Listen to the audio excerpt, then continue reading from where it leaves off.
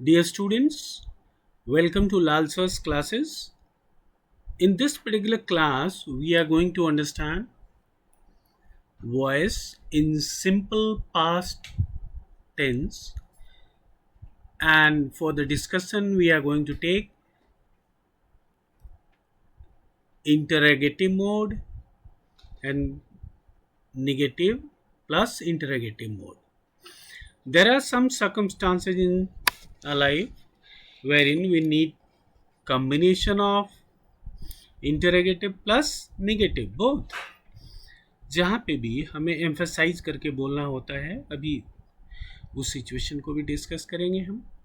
पहले हम देखते हैं इंटरोगेटिव सेंटेंस को। एक एग्जाम्पल लिया, डिड आई या did we play cricket. Okay, simple past sentence है, इंटरोगेटिव मोड में चल रहा है। Okay, if you see the structure, helping verb did दिख रहा है यहाँ। ओके, ये देखो, helping verb did plus subject I या वी, क्योंकि फर्स्ट पर्सन दोनों नंबर हम एक साथ ही डिस्कस कर रहे हैं इस स्लाइड में। I first person singular number है, we first person plural number है। And then as the rule, did के साथ हमेशा मेन वर्ब अपने ओरिजिनल फॉर्म में ही रहेगा, that is main verb first form and plus the object. तो देखो सेंटेंस क्या है, डिड आई प्ले क्रिकेट या did we play cricket. Okay, अब इसको when you change to passive, how are you going to do it. सबसे पहले ये देखना है कि इसमें ऑब्जेक्ट पहले वाले सेंटेंस में क्या था, क्रिकेट। तो क्रिकेट यहाँ मेन डूअर के रूप में ओके यहाँ आ जाएगा। डूअर तो खैर पैसिव में आ गया, अस पीछे चला गया, बट इसका जो ऑब्जेक्ट है पहले वाले सेंटेंस का object, it is coming in the beginning. Okay, and before that, क्योंकि ये इंटरोगेटिव सेंटेंस है, ओके, तो यहाँ पे हेल्पिंग वर्ब क्या आएगा, was, third person singular number के साथ वॉज। प्लूरल नंबर दूसरा कोई होगा, आई का प्लूरल वी होता है, तो क्या हो जाएगा, वर। ओके, तो इसलिए मैंने स्लैश देके यहाँ पे दोनों लिखा है, वॉज या वर। ओके, बट सेंटेंस हम ऐसा ले रहे हैं आई के साथ, तो was cricket played by me. Okay, क्योंकि क्रिकेट है थर्ड पर्सन सिंगुलर नंबर, तो वॉज का वॉज ही रहेगा। कुछ ऐसा अगर वर्ड होता है यहाँ, फॉर एग्जाम्पल नॉवेल्स, अगर कोई सेंटेंस ले लेते हम, okay, did we read novels. Okay, तो द नॉवेल्स के लिए फिर हमें क्या लेना पड़ता है यहाँ, वर, क्योंकि थर्ड पर्सन प्लूरल नंबर हो जाता है वो, तो इसलिए वॉज का वर लेना पड़ता। तो स्ट्रक्चर के रूप में नियम यहाँ क्लियर होना चाहिए आपको। ओके, इसलिए यहाँ दिख रहा है वॉज या वर, यहाँ क्या चाहिए, वॉज। क्यों, क्योंकि क्रिकेट है third person singular number. Okay, और मेन वर्ब क्या होगा, प्लेड।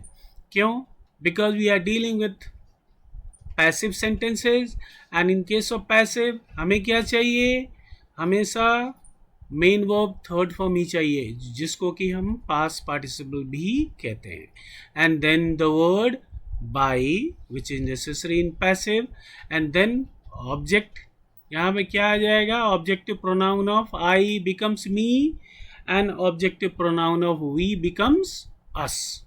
ओके, क्लियर है।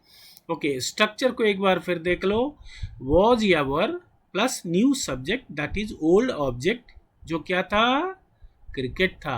Okay, in case plus main verb third form, जिसको कि पास्ट पार्टिसिपल भी कहा जाता है, plus the word by plus new object that is the old subject. क्या था वो ओल्ड सब्जेक्ट, आई या वी, तो वो यहाँ पे ले सकते हैं। Now if the old subject is pronoun, it will be changed to its objective form. Okay, जब भी पैसिव कराता हूँ मैं, तो I tell the students, ये ध्यान रखना जरूरी है, नाउन को तो नाउन ही रहता है।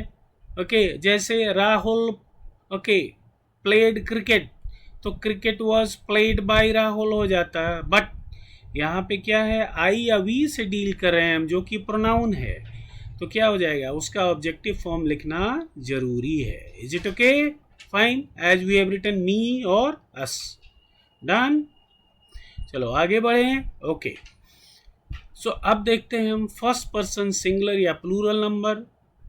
वही है जो हमने ऊपर डिस्कस किया, बट हमने मोड चेंज कर दिया इसका। क्या, हम नेगेटिव प्लस इंटरोगेटिव का कॉम्बिनेशन देख रहे हैं।